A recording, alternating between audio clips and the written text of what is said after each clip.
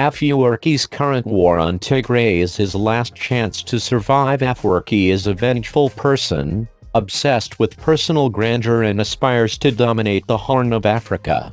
The shy and confused 75-year-old Eritrean President Isaias Afwerki was not prominent in his early youth, when he was a student at Asmara University, and he was not known for his love of reading as much as he was famous for his emotional outbursts. One day in the early 1960s, an American physics teacher at the university gave him a mark that did not match his true score, so Afwerki quietly walked to the front of the class and slapped the teacher in the face. This act of revenge, as well as his high self-confidence, were characteristic of the man throughout his life. This was mentioned in a report published by the British magazine The Economist, in which it gave a summary of the political and military history of Afwerki in Eritrea during the 30 years they spent in power. Since, in cooperation with the Tigrayan Liberation Front, he ousted former Ethiopian President Mengistu Haile Mariam in 1991, he achieved independence from Ethiopia 2 years later. From one war to the next. In 1998, Eritrea fought a war with Ethiopia over a piece of barren land worth almost nothing. In 2 bloody years, nearly 70,000 Eritreans were killed in that war, and the remnants of a fledgling democracy in Eritrea were crushed. A decade later, Afwerki invaded Djibouti, which borders Eritrea at the Red Sea. Eritrean forces are now involved in another fighting, this time in the Tigray region, allied with the Ethiopian government in a disastrous war against Afwerki's former allies. Eritreans have been accused of war crimes, including massacres of civilians and gang rape. Reports said that Afwerki's secretive regime has sparked endless speculation about his intentions, and some say its main goal is to outmaneuver Ethiopia and reshape the Horn of Africa and its anti-democratic image. Ask North Korea. The report indicated that Afwerki's foreign policy consists of 3 main axes. The first is his belief that the Horn of Africa is a bare hole, where there are no permanent friends. Second, the use of force is always legitimate. Third, even a small and poor country like Eritrea can, with cruelty and cunning, have a force many times its weight. Ask North Korea.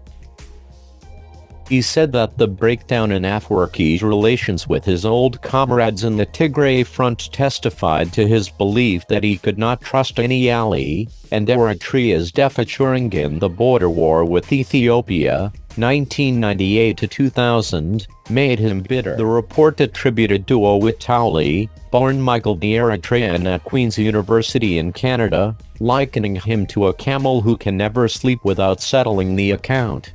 Tigray, Afwerki saw his opportunity, and his forces joined the battle as Ahmed's allies, as soon as fighting broke out between the Ethiopian federal government and the Tigrayans. Revenge and fear. The report said that the destruction caused by the Eritreans in Tigray reflects more than the desire for revenge, as it stems from Afwerki's long-standing conviction that the Tigrayans threaten the very existence of his country, and the Eritrean president took advantage of the presence of his forces in Tigray to slaughter the youth, and plunder the infrastructure, food and medical supplies. It destroyed 2 camps in the area hosting Eritrean refugees and dissidents.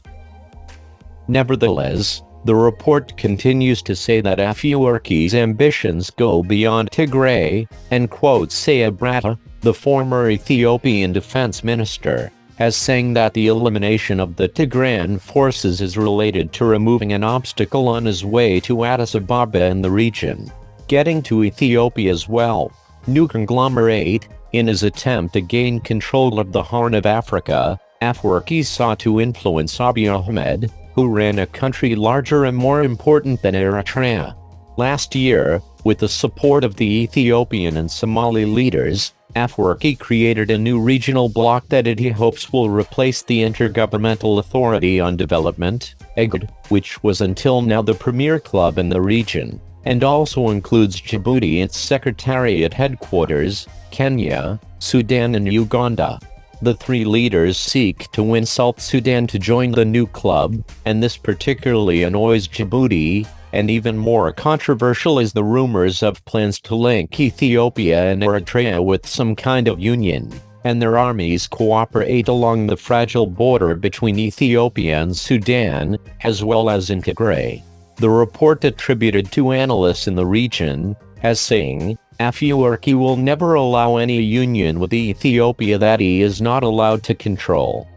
Tigray swamp. For now, Afwerki has more pressing concerns, and his forces are mired in the Tigray swamp. Although he agreed last March to withdraw his forces from this region, a senior official in the U.S. State Department said, "We do not see anything that leads us to believe that there are preparations on the ground for such a withdrawal." The Economist concluded its report by saying that Afwerki's survival and power depends on victory in his last war in the Tigray region, and cited a phrase by Dan Connell, author of a book on Eritrea's War of Liberation, saying, Afwerki mortgaged the house and threw everything on it, he must fight to the end.